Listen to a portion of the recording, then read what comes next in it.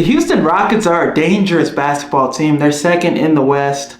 Just beat the first team in the West, the OKC Thunder. And this game being on, NBA League Pass is kind of crazy. This is the game that should have been on TNT. This is the game that should have been on ESPN. What are we doing, NBA? The ratings, the numbers are going down, but you have a game like this on NBA League Pass, which nobody fucking has. Nobody has NBA League Pass unless you are a real sicko. But the Houston Rockets, Ime Udoka has been doing a great job with this team. You look at them defensively, it's similar to how good they were defensively in Boston when they went to the finals. They lost in the finals to the Warriors, and then, the whole scandal Ime Udoka was a part of. But what he's done in Houston, he has all the pieces to cultivate a really dominant defense, a juggernaut defense. Amen and Thompson, Tari Eason, two guys that are just athletic freaks, two guys that can, have great transition offense, great transition defenses. They have the best transition offense, the best transition defense because of guys like that.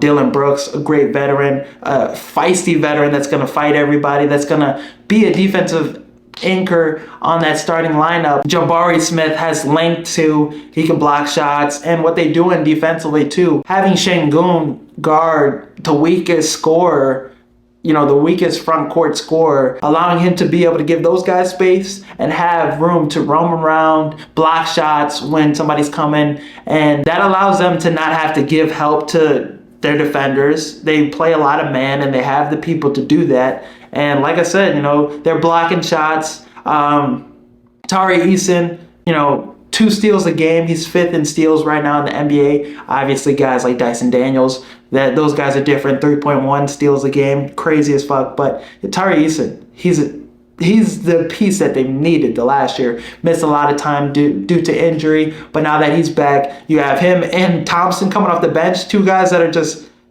defensive nightmares coming into the game, providing a spark defensively. And when they block these shots, when they get these steals, they're running down the other end and getting a dunk or a quick layup. And that's the success in this team. They also don't allow teams to shoot threes. They're one of the best teams defending the 3-point line. They don't give up too many open looks. They're one of the best at that. So really every category defensively this Rockets team does. And they don't have a top 15 guy on this team. They have a lot of guys that can be that guy that night. Şengün averaging almost 19 points a game. He could be a guy that gives you a 20 or 30 on a night. He's averaging a double-double too.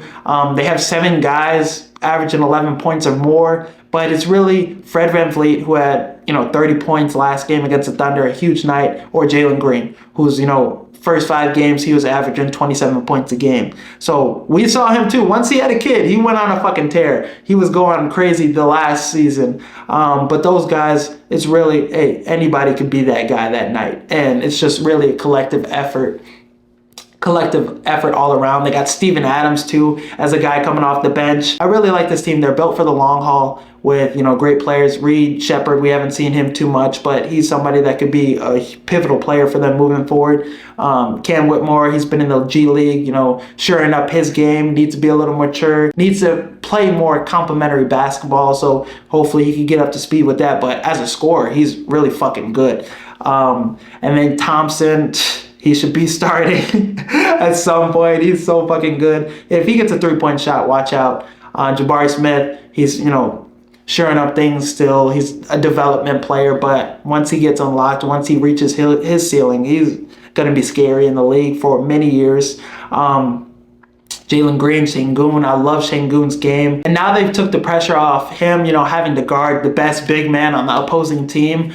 He's allowed to be one of the best rim protectors in the league right now, blocking shots at a higher, more efficient, rate, stepping up, protecting the rim pretty fucking well. Because he doesn't have to worry about those guys. Because you have Jabari Smith, Thompson, you have Tari Eason. These guys can lock up with a Karl-Anthony Towns, with another guy that's a stretch 5. They can lock him down because of their length, because of how good they are defensively. So I don't see a hole in this team. I don't see a really weakness in this team. They're so fucking good defensively. They're winning games just because of their defense. And then they have the scoring power to compete with the team that can score and shoot the lights out. So they can lock you up. then they could go and get a bucket, quick bucket in transition, and then they could score. So this team, the Houston Rockets, they're ahead of schedule. This could be a dangerous ass team, and right now they're the second best team in the West. They're the second best team in the West, and they're a game back from first place. They just beat the first place team too. So watch out for the Rockets. They have officially arrived, and they're definitely going to be a playoff team this year, and that they could be a little more too. And they still have picks